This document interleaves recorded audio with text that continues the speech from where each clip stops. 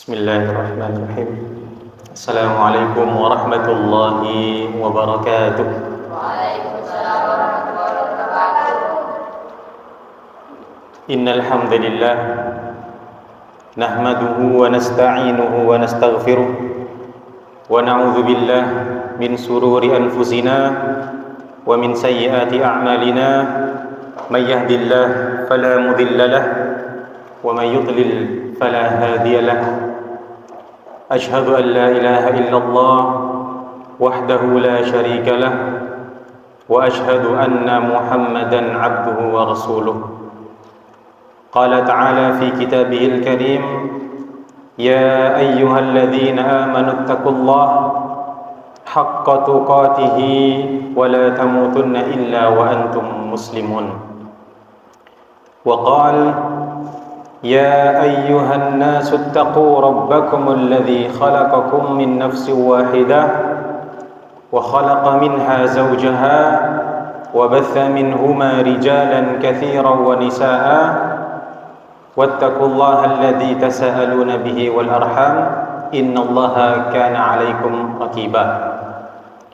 وقال يا أيها الذين آمنوا اتقوا الله وقولوا قولا سديدا يصلح لكم أعمالكم ويغفر لكم ذنوبكم ومن يطع الله ورسوله فقد فاز فوزا عظيما.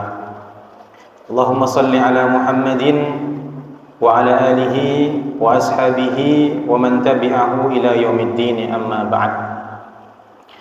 Kaum muslimin, adik-adik, bapak ibu, rahimani wa rahimakumullah. Alhamdulillah, kita bersyukur kepada Allah Subhanahu wa ta'ala atas taufik, atas hidayah, atas rahmat Allah kepada kita. Kita masih diberi kesempatan untuk hidup kembali di malam hari ini, yang mana tambahan umur ini masih bisa kita pakai dalam kebaikan. Dan perlu diketahui Bapak Ibu sekalian, setiap kebaikan yang kita lakukan tidak terlepas dari hidayah dan taufik dari Allah. Maka patut untuk kita selalu bersyukur kepada Allah Subhanahu wa ta'ala atas taufik dan hidayah yang Allah berikan, sehingga malam ini kita masih bisa diberi kesempatan untuk hadir di tempat yang insya Allah penuh dengan barakah ini. Dan kita juga bersyukur, alhamdulillah, setelah sekian lama Allah tidak menurunkan hujannya. Alhamdulillah, sore tadi Allah telah menurunkan di antara rezeki yang banyak, yaitu turunnya hujan. Maka patut kita syukuri dan kita meminta kepada Allah hujan ini menjadi hujan yang bermanfaat untuk kita semuanya. Yang kedua, salawat dan salam kita kirimkan kepada Nabi kita, baginda kita Muhammad sallallahu alaihi wasallam, kepada keluarganya, kepada sahabat-sahabatnya, serta kepada seluruh umatnya yang setia mengikuti tuntunan Rasulullah sallallahu alaihi wasallam. Kaum muslimin rahimani wa rahimakumullah, berdirinya atau duduknya saya di depan bukan berarti saya yang lebih mulia, saya yang lebih pintar, bukan. Tapi dalam rangka mengamalkan perintah Rasul. Beliau bersabda, "Ballighu anni walau ayah." Ballighu anni walau ayah. Sampaikan walaupun hanya satu ayat. Artinya tidak semua yang berada di depan itu lebih mulia, itu lebih pintar. Tapi sejatinya dia hanya ingin mengamalkan perintah nabinya, yaitu ballighu anni walau ayah. Kita punya tanggung jawab yang besar saat kita mengetahui sesuatu yang berhubungan dengan agama ini, dengan menyampaikan walaupun hanya satu ayat. Mungkin adik-adik yang sudah menghafal innamal a'malu binniyat, sesungguhnya amal itu tergantung niatnya, maka harus kalian sampaikan kepada orang yang belum tahu tentang hadis tersebut. Tidak harus menjadi ustaz, tapi dengan menasehati dan menyampaikan. Kaum muslimin rahimani wa rahimakumullah, begitu banyak kenikmatan yang Allah berikan kepada kita. Bahkan kita tidak bisa menghitung nikmat-nikmat Allah yang Allah berikan kepada kita. Allah berfirman, "Wa in ta'uddu ni'matallah la tuhsuha." Seandainya kita ingin menghitung-hitung nikmat yang Allah berikan kepada kita, maka kita tidak akan mampu. Begitu banyak nikmat yang Allah berikan kepada kita. Nikmat mata untuk melihat. Kita tahu di luar sana banyak orang yang tidak bisa melihat. Nikmat pendengaran, ini merupakan nikmat. Kita tahu di luar sana banyak orang yang tidak bisa mendengar. Nikmat kesehatan dan nikmat-nikmat lain yang banyak. Seandainya kita ingin menghitung nikmat yang Allah berikan kepada kita, tidak bisa kita hitung. Maka perbanyaklah bersyukur kepada Allah Subhanahu wa ta'ala. Dan di antara nikmat yang Allah berikan kepada kita adalah nikmat lisan. Nikmat lisan. Lisan yang dengannya kita bisa berbicara. Kita harus melihat bagaimana orang-orang di luar sana banyak yang terlahir bisu, tidak bisa berbicara. Ada juga yang dengan izin Allah takdirkan dia kecelakaan mungkin, atau hal apa yang terjadi menimpanya sehingga dia tidak bisa berbicara kembali. Dia bisu. Maka kita yang masih bisa berbicara dengan baik, menggunakan lisan kita dengan baik, maka lisan ini harus dan wajib kita syukuri. Wajib kita syukuri. Bagaimana caranya mensyukuri nikmat lisan? Maka cara mensyukuri nikmat lisan itu adalah dengan menjaganya. Menjaganya maksudnya gimana? Apakah menjaganya supaya tidak hilang lisannya? Tidak. Maksud menjaga lisan artinya adalah menjaga lisan dari sesuatu yang Allah haramkan terkait dengan lisan. Contohnya apa? Ghibah, yaitu menggunjing, namimah, mengadu domba, ya, mengumpat, mencaci maki, menghina. Ya, ghibah itu kalau bahasa kita ngerasani, itu salah satu dosa yang bisa dihasilkan dari apa? Dari lisan. Maka tugas kita adalah mensyukuri nikmat lisan ini dengan cara apa? Dengan cara menjaganya dari hal-hal yang Allah haramkan. Di antaranya yang disebutkan tadi. Bapak Ibu rahimani wa rahimakumullah. Ya, lisan ini adalah malapetaka, sesuatu yang perlu kita jaga, sesuatu yang sangat mengkhawatirkan untuk diri kita. Bahkan disebutkan dalam hadis, lisan ini merupakan pimpinan tubuh kita, pemimpin tubuh kita. Disebutkan dalam hadis, idza asbaha ibnu adam fa innal a'dha tukaffiru al-lisan fataqul ittaqillaha fina fa innama nahnu bika fa in istaqamta istaqamna wa in wajazta i'wajazna.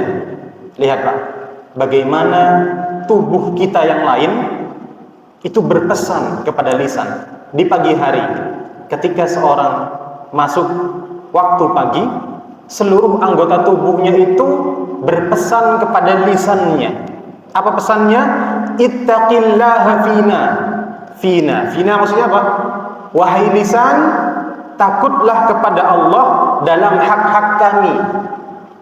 Badan seluruhnya ini, ya tangan, wajah, mata, itu berpesan kepada lisan, ittaqillaha fina, takutlah engkau dalam hak-hak kami. Fa in istaqamta istaqamna. Karena jika engkau lurus wahai lisan, engkau jaga lisan, maka kita juga akan lurus, kita juga akan baik. Wa ini wajajta i'wajajna. Tapi jika engkau bengkok, engkau enggak menjaga dirimu wahai lisan, i'wajajna, kita juga akan bengkok, kita juga kena imbasnya. Setiap pagi tubuh kita berpesan kepada lisan kita agar menjaga lisan itu sendiri, agar dijaga. Kenapa? Karena seluruh anggota tubuh itu mengikuti lisannya. Dampaknya begitu besar terhadap tubuh kita yang lain. Bahkan Al-Imam Syafi'i menuturkan di dalam diwannya, beliau mengucapkan dengan syair, ihfad lisanaka ayyuhal insan, ihfad lisanaka ayyuhal insan, la yaldaghannaka innahu thu'ban. Lihat, Imam Syafi'i mengatakan, jagalah lisan kalian wahai manusia, jangan sampai dia menggigitmu. Fa innahu thu'ban. Apa thu'ban? Ular. Karena lisan ini ibarat ular. Jangan sampai kalian digigit oleh ular. Maka lisan itu diibaratkan oleh Imam Syafi'i seperti ular. Maka harus dijaga dengan baik. Jangan sampai lisan ini berimbas kepada yang lainnya. Kaum muslimin rahimani wa rahimakumullah, adik-adik semuanya, bagaimana cara kita menjaga lisan ini? Nabi kita Muhammad sallallahu alaihi wasallam memberikan tata tertib atau SOP. Bagaimana caranya agar kita bisa menjaga lisan? Beliau sallallahu alaihi wasallam bersabda, "Man kana yu'minu billahi wal yawmil akhir falyaqul khairan aw liyasmut." Nabi ngasih SOP untuk lisan, tata tertib untuk lisan. Man kana yu'minu billah wal yawmil akhir. Siapa yang beriman kepada Allah dan hari akhir, ya, yang ngaku beriman sama Allah dan hari akhir, falyaqul khairan aw liyasmut. Opsinya dua. Falyaqul khairan, maka ucapkanlah kata-kata yang baik, aw liyasmut, atau diam. Pilihannya hanya dua. Kalau enggak berkata baik, harus diam. Itu cara yang diajarkan oleh Rasulullah sallallahu alaihi wasallam. Sehingga seorang muslim, seorang mukmin ketika menggunakan lisan ini selalu difikirkan sebelum keluar. Selalu difikirkan. Tanyakan pada dirinya, apakah kata-kata yang akan diucapkan itu sudah baik? Jika sudah baik, tanyakan kembali, apakah bermanfaat jika diucapkan? Jika sudah bermanfaat, tanyakan kembali, apakah waktunya tepat untuk diucapkan? Sehingga tidak bermudah-mudahan dalam mengeluarkan kata-kata. Ini sesuai dengan judul kajian kita malam hari ini. Apa judulnya? Berbicara yang penting, bukan yang penting berbicara. Jadi berbicara itu pilih yang penting, jangan yang penting bicara. Kenapa demikian, kaum muslimin? Kenapa kita harus menjaga lisan ini? Yang pertama, jelas karena perintah Allah dan Rasulnya. karena perintah Allah dan Rasulnya. Sebagaimana sabda Nabi tadi, man kana yu'minu billahi wal yaumil akhir falyaqul khairan aw liyasmut. Itu yang pertama. Yang kedua, alasannya kenapa kita harus menjaga lisan ini, karena setiap kata, karena setiap ucapan yang kita keluarkan dari lisan kita itu dicatat oleh Allah Subhanahu wa taala. Semuanya yang keluar dari lisan kita itu dicatat.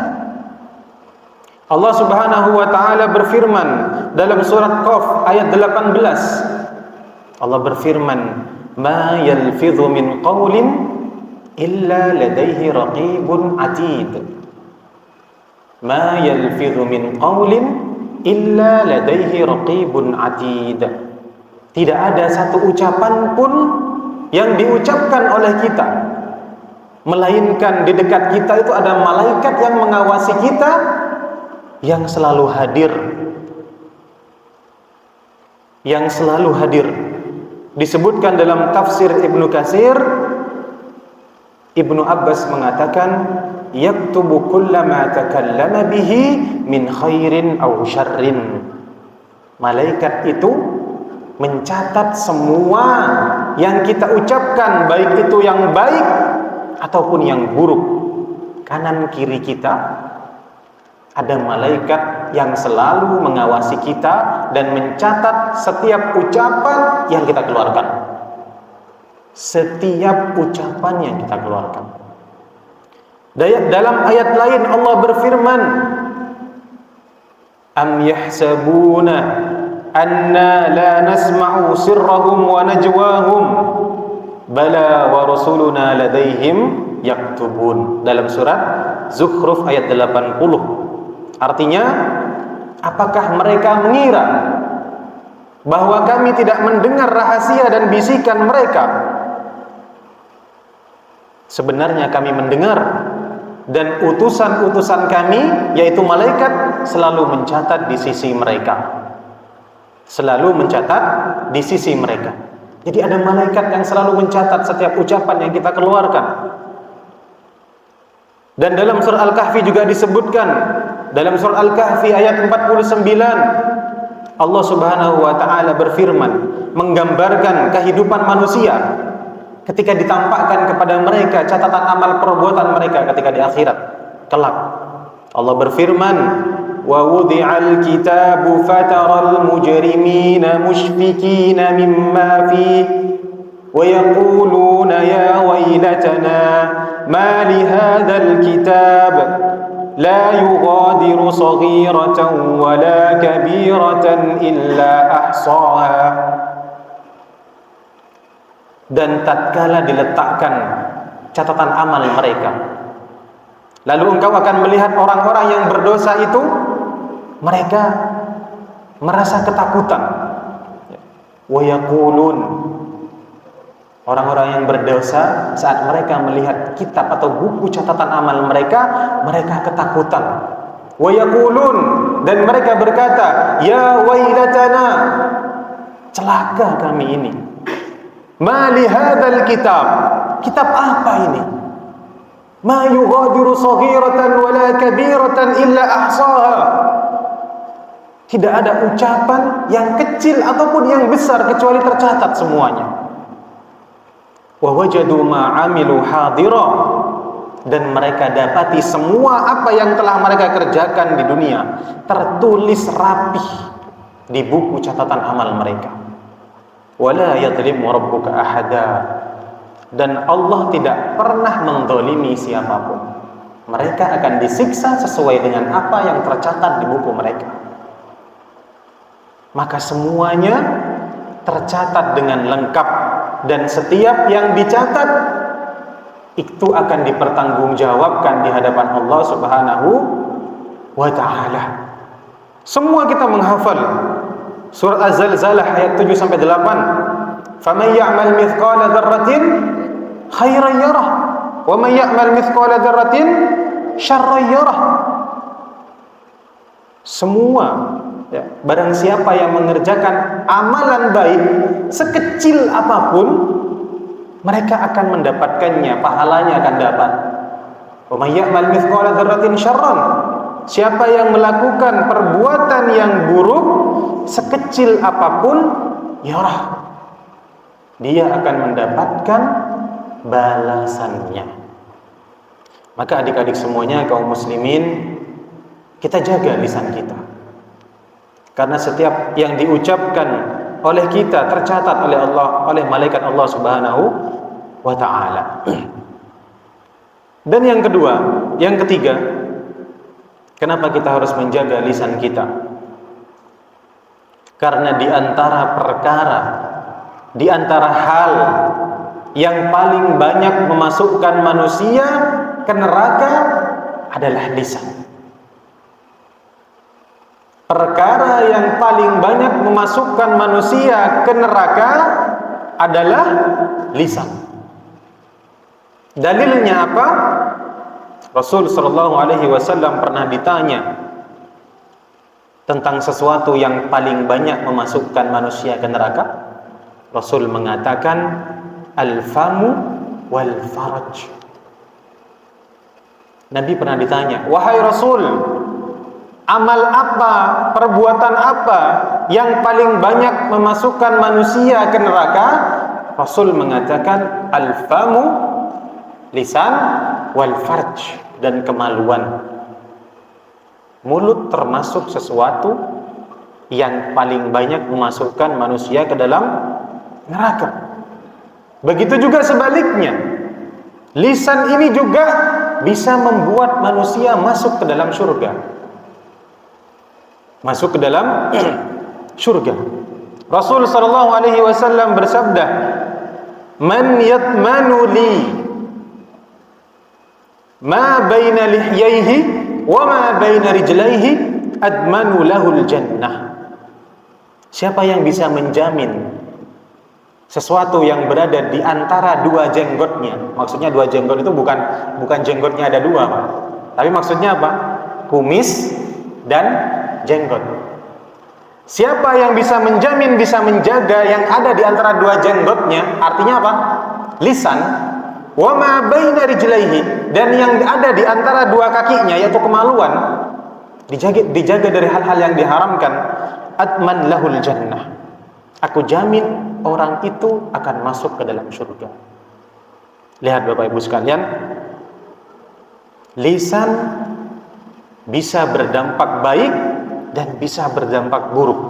Buruknya, lisan adalah sesuatu yang paling banyak memasukkan manusia ke neraka. Baiknya, lisan juga bisa memasukkan kita ke dalam surga. Mulut yang kecil ini, lisan, lidah kita yang lunak ini, yang terkadang kita menganggapnya remeh. Kita bermudah-mudahan mengucapkan kata-kata yang penting bicara, ya. Tapi ternyata dia bisa menyebabkan sesuatu yang menjadi penyebab kita masuk ke dalam neraka. Dengan lisan ini, seseorang bisa masuk ke dalam Islam. Dengan lisan ini juga seseorang bisa keluar dari Islam. Maka kita harus jaga lisan ini.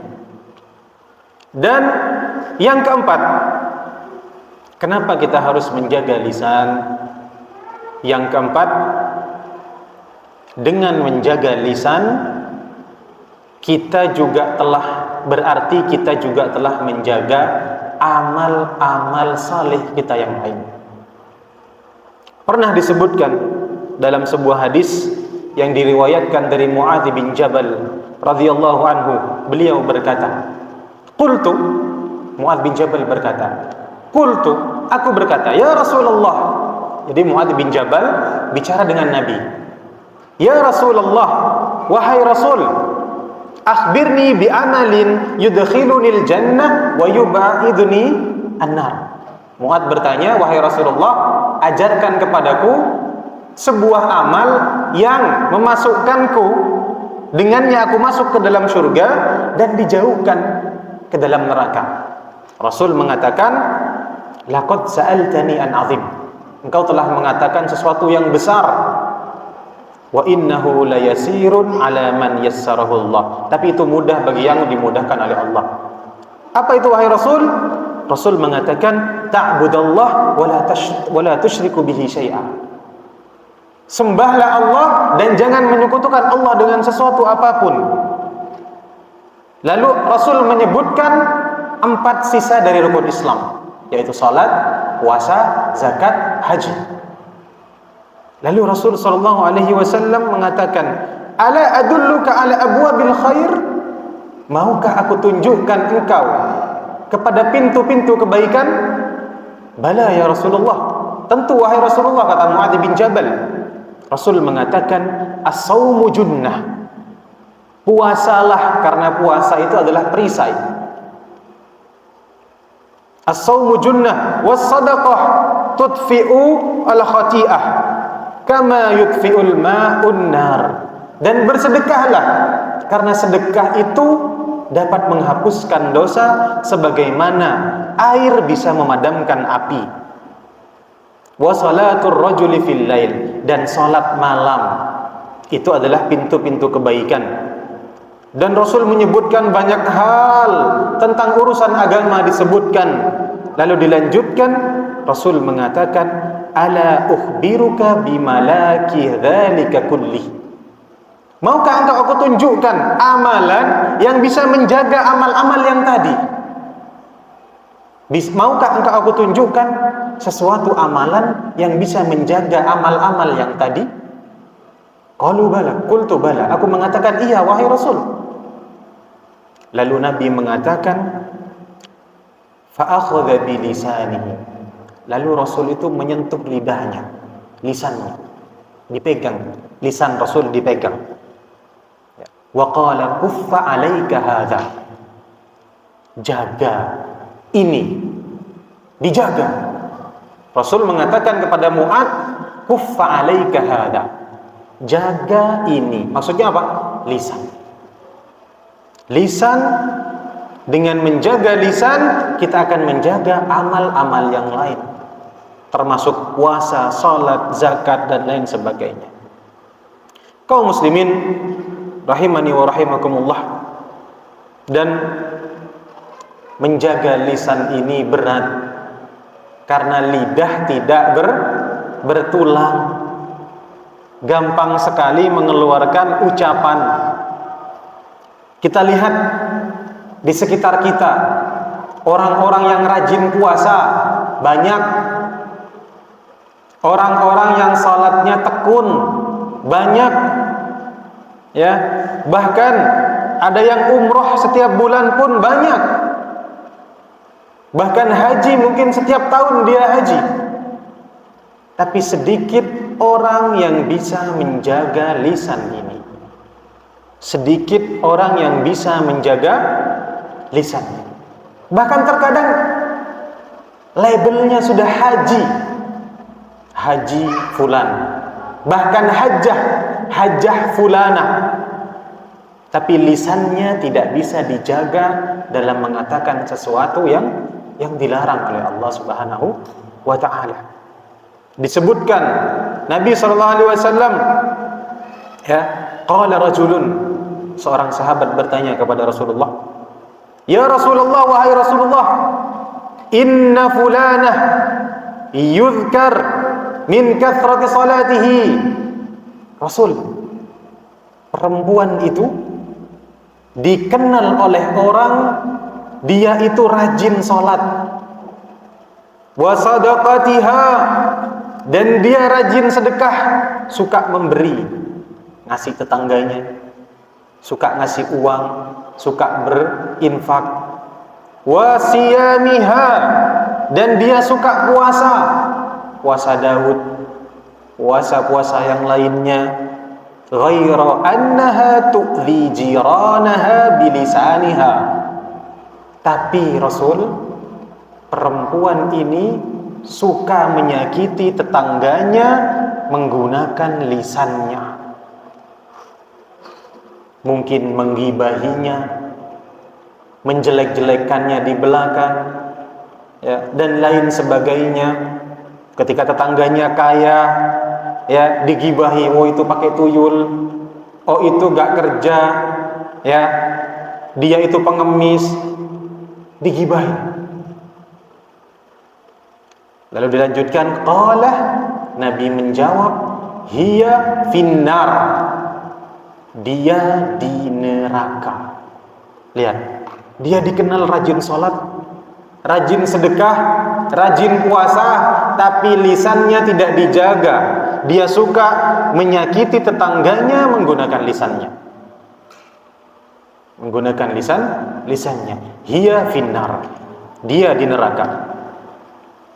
Bahkan terkadang Bapak Ibu sekalian, adik-adik rahimani wa rahimakumullah, kita mengucapkan sesuatu yang terkadang kita anggap hal itu remeh, tapi ternyata itu membuat Allah murka. Sesuatu yang kita ucapkan yang kadang kita anggap remeh, tapi hal itu membuat Allah murka. Dalam hadis disebutkan, inna ahadakum la yatakallamu bil kalimah, sesungguhnya ada di antara kalian mengucapkan satu kata yang ringan menurut kalian, min sakhatillah,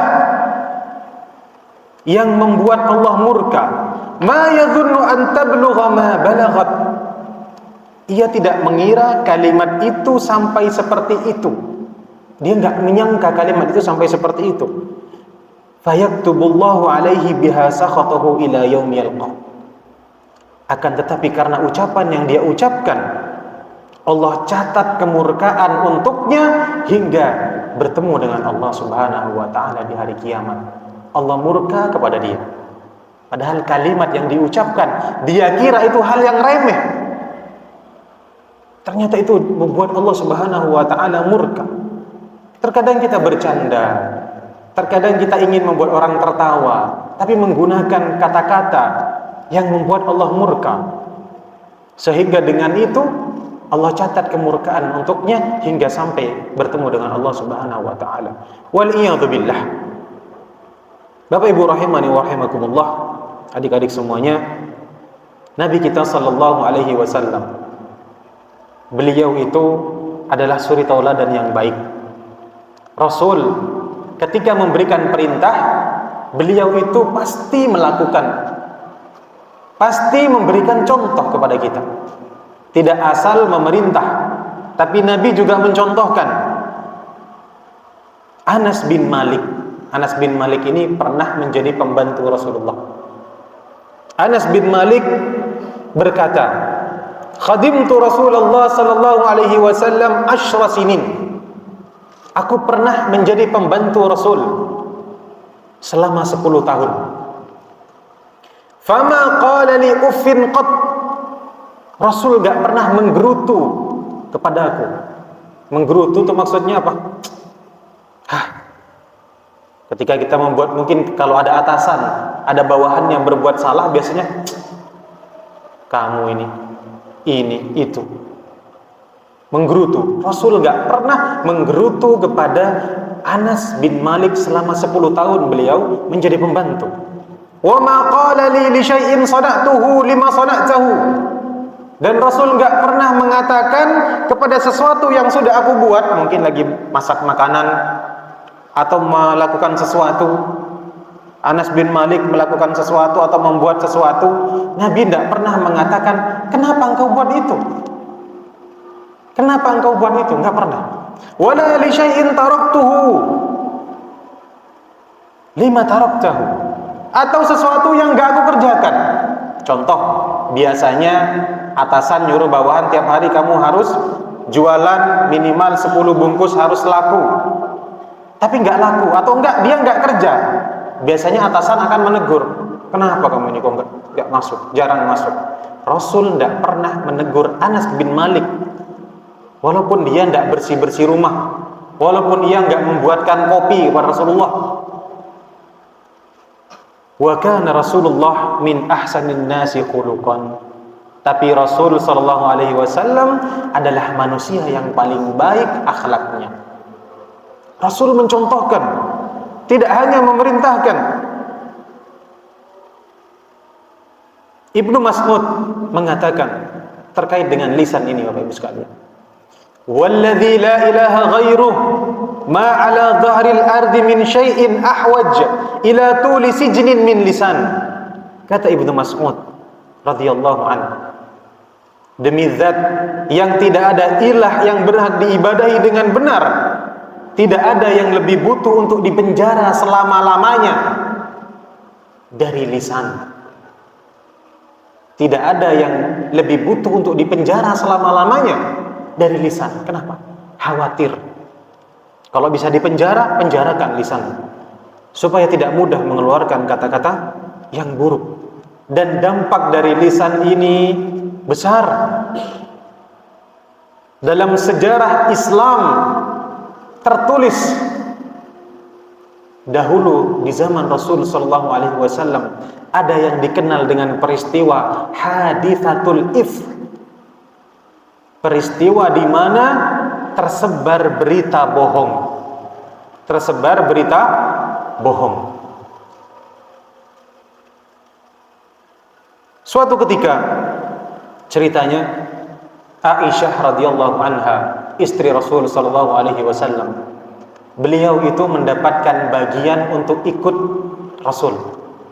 Dari beberapa istrinya, pada saat itu Aisyah mendapatkan giliran untuk ikut Nabi ke medan perang, menemani Rasul sallallahu alaihi wasallam. Pada saat itu perang Bani Musthalib. Saat hendak pulang, rombongan ini pulang menuju kota Madinah. Dalam perjalanan, rombongan ini istirahat di suatu tempat. Lalu Aisyah radhiyallahu anha, beliau turun dari pandunya. Pandu itu semacam tempat yang disediakan untuk istri Rasul, yang tertutup, diletakkan di atas unta. Itu pandu, biasanya diangkat. Setelah diturunkan pandunya oleh pasukan, Aisyah keluar untuk sebuah keperluan. Namun ketika itu Aisyah kehilangan kalungnya. Aisyah kehilangan kalungnya sehingga Aisyah itu harus mencari kalung tersebut. Di saat Aisyah mencari kalung ini, setelah ditemukan, Aisyah kembali dan ternyata rombongan telah berangkat. Aisyah tertinggal. Jadi Nabi menyuruh pasukan untuk berangkat. Sebagai komandan, berangkatlah pasukan, berangkat semuanya. Pandu juga dinaikkan, dan Aisyah masih kecil, masih sangat muda dan ringan berat badannya, sehingga ketika diangkat oleh pasukan, pandunya itu ringan. Seakan-akan Aisyah masih di dalam. Mereka mengira Aisyah di dalam pandunya. Ditaruh di atas unta, berangkat. Ternyata Aisyah tertinggal. Namun Aisyah tidak serta-merta mengejar karena sudah tertinggal. Akhirnya Aisyah diam di tempat itu, berharap pasukan yang tadi sudah berangkat kembali lagi. Ternyata tidak ada yang kembali. Dengan izin Allah, ada seorang sahabat yang diriwayatkan yang bernama Safwan bin Mu'attal. Beliau ini orangnya terkadang suka tertidur, sehingga tertinggal juga di belakang lagi. Safwan bin Mu'attal ini berangkat dan menemukan Aisyah sedang tertidur di situ. Kaget. Inna lillahi wa inna ilaihi raji'un. Hadza zaujatun Nabi. Ini adalah Aisyah, istri Rasul. Pada saat itu hijab belum wajib, sehingga Safwan bin Mu'attal bisa melihat Aisyah. Apa yang dilakukan Safwan? Ia menidurkan untanya agar apa? Agar Aisyah naik tanpa mengucapkan sepatah kata pun, hanya mengucapkan innalillah yang tadi karena kaget. Naiklah Aisyah ke untanya, dibawalah sampai ke kota Madinah. Apa yang dilakukan oleh orang-orang munafik ketika Safwan bin Mu'attal sampai ke kota Madinah? Orang-orang munafik termasuk Abdullah bin Ubay bin Salul mengatakan Aisyah dan Safwan bin Mu'attal telah berzina. Siapa yang bertugas? Lisan. Orang munafik mengatakan Safwan bin Mu'attal dan Aisyah telah berzina. Lihat, sahabat Safwan telah pernah ikut perang Badar. Aisyah, istri Rasul sallallahu alaihi wasallam, difitnah berzina dengan sahabat. Dan saking dahsyatnya fitnah ini, beberapa sahabat juga kena fitnahnya, sehingga beberapa sahabat itu juga menyebarkan berita ini, berita bohong ini. Di antaranya sepupunya Abu Bakar As-Siddiq disebarkan. Sampai di tengah-tengah kaum muslimin ini ada perpecahan, Bapak Ibu sekalian. Perpecahan yang luar biasa. Bahkan sahabat yang lain meminta izin kepada Nabi, "Wahai Rasulullah, kalau engkau izinkan aku perangi orang-orang yang menyebarkan berita ini, akan aku perangi dia." Saking dahsyatnya fitnah yang terjadi di tengah-tengah kaum muslimin. Lihat Pak, Nabi Muhammad sallallahu alaihi wasallam, bagaimana sedihnya beliau.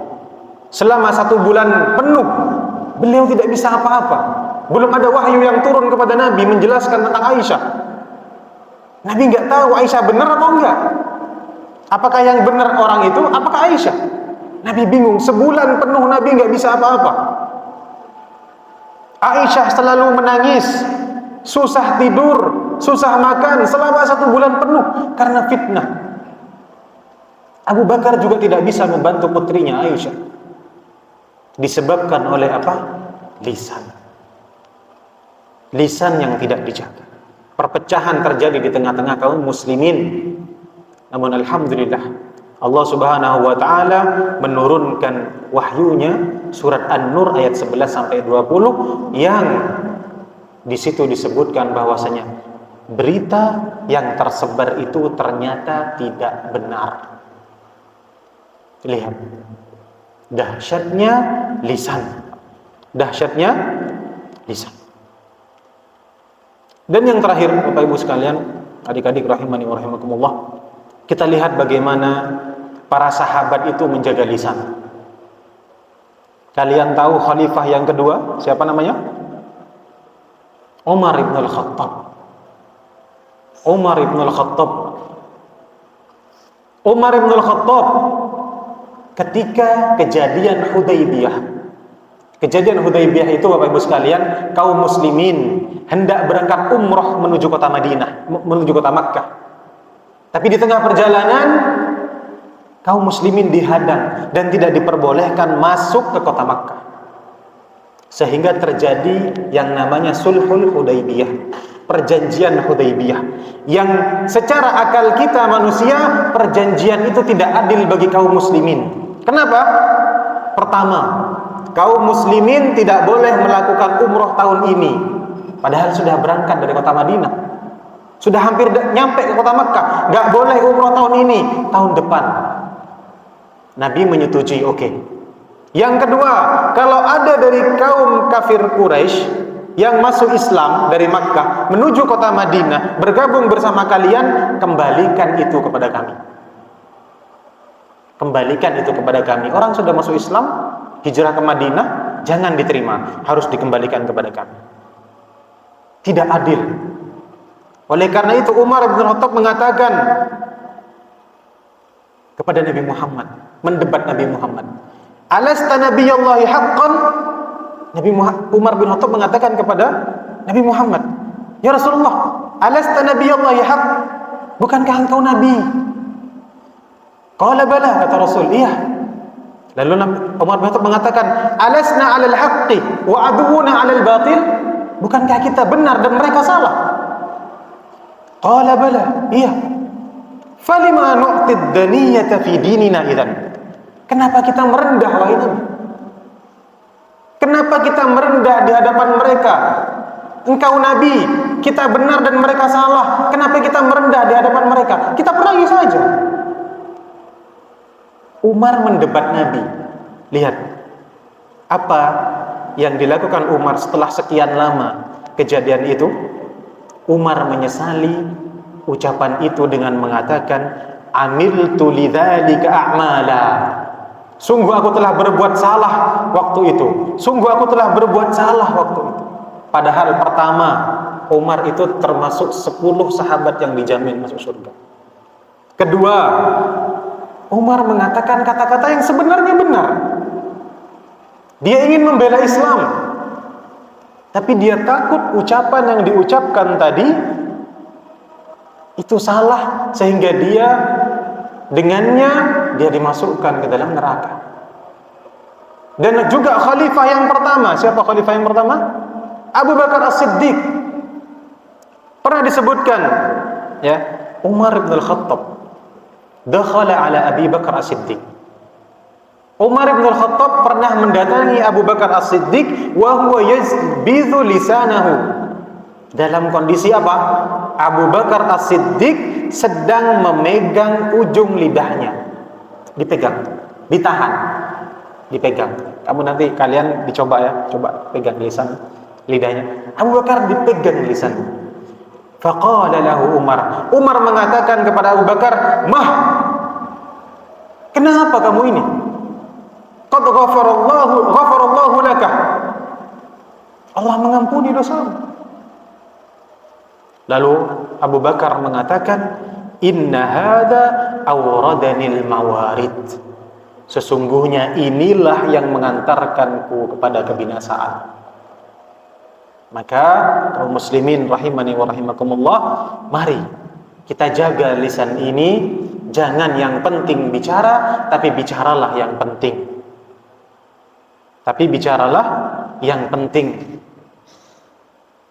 Semoga setelah kajian ini kita semua diberikan taufik oleh Allah Subhanahu wa taala agar bisa menjaga lisan ini, digunakan dan dimanfaatkan dalam hal-hal yang bermanfaat, serta dijauhkan oleh Allah Subhanahu wa taala lisan ini dari mengucapkan sesuatu yang diharamkan oleh Allah Subhanahu wa taala. Demikian yang sedikit ini semoga bermanfaat untuk anak pribadi dan antum semuanya.